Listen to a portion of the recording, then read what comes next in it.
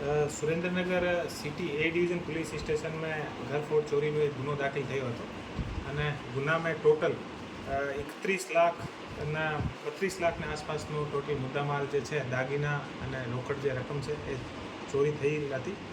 હું સૌથી પહેલાં એલસીબી જે ઇન્સ્પેક્ટર જે જાડેજા છે આને અને આની જે તમામ જે ટીમ છે આને હું બધાઈ આપું છું કે એ લોકો બહુ ઝડપથી ફક્ત 2 થી 3 દિવસની અંદર તમામ આખો જે ગુનો છે અને ડિટેક્ટ કર્યો છે અને મુદ્દામાલ જે છે એ રિકવર કર્યો છે. આ જે ગુનો હતો આ ગુનામાં 2 જે આરોપી અત્યારે પોલીસ દ્વારા પકડવામાં આવેલ છે.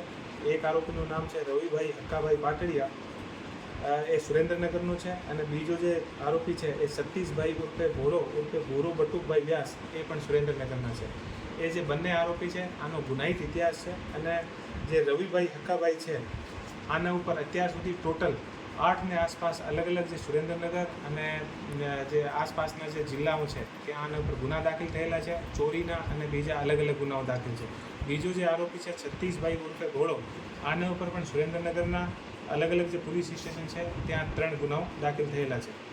આ પોલીસની ટીમ દ્વારા ટોટલ 27 આઇટમ જે હતા એ ચોરી થયેલ હતા અને ડિટેક્ટ કરવામાં આવેલ છે. અને ટોટલ જે અમે લગભગ અડધા કિલ્લાની આસપાસ 467 ગ્રામની આસપાસ યાની 470 ગ્રામની આસપાસ સોનાના દાગીના અને 1 લાખ રૂપિયા જે અમે નગદ હતા એ પણ પોલીસ દ્વારા રિકવર કરવામાં આવેલ છે.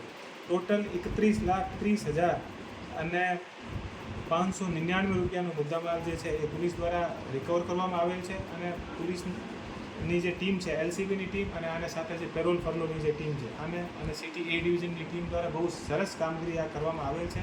અને જે આરોપીઓ છે આને અત્યારે અટક કરીને અને તમામ મુદ્દામાલ રિકવર કરવામાં આવેલ છે.